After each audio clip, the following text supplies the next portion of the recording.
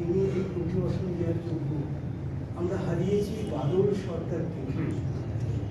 কানায়ান তবু একটুখানি নিজেকে একটু লিমিট রাখেন, কিন্তু আমি হচ্ছে পাণ্ডিত্যের দিক থেকে, এবং এটার সঙ্গে ওরা নির্বাচন করে কোথায়, তার কারণ যেমন এবছর আমি একটু আবার যাই, যে কৃষক পরিবারে জন্মানো যে মানুষটি, তিনি বার্ডেন এনসন করে কিন্তু নাটক শিখেছেন। তিনি নাটকের স্নাতক শিক্ষা নিয়েছেন এবং অজস্র গ্রিক নাটককে নতুন করে করেছেন।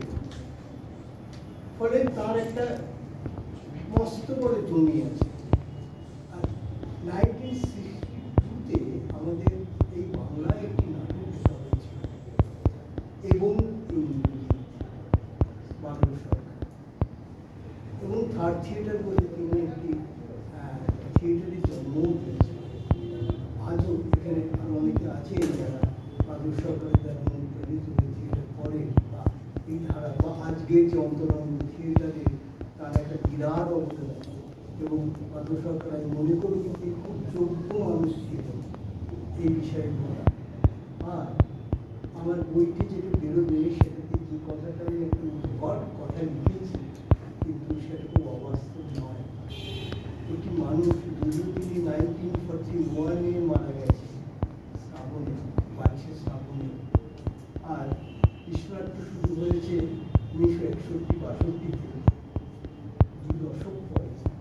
কিন্তু ওই মানুষটি মৃত্যুর কয়েকদিন আগে যে অভিভাষণ লিখেছিলেন, বিমল সেন তার অনুলিখন করেছিলেন এবং মৃত্যুর আগে উনি দেখে গেছেন।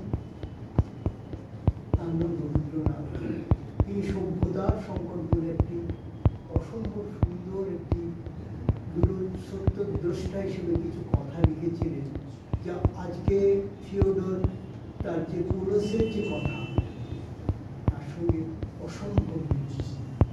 তার যে পুরুষ প্রথমে শুরু করছে যে বিশ্ব থিয়েটার এর আত্মা কি কিছু ধ্বনি শুনতে পাচ্ছে।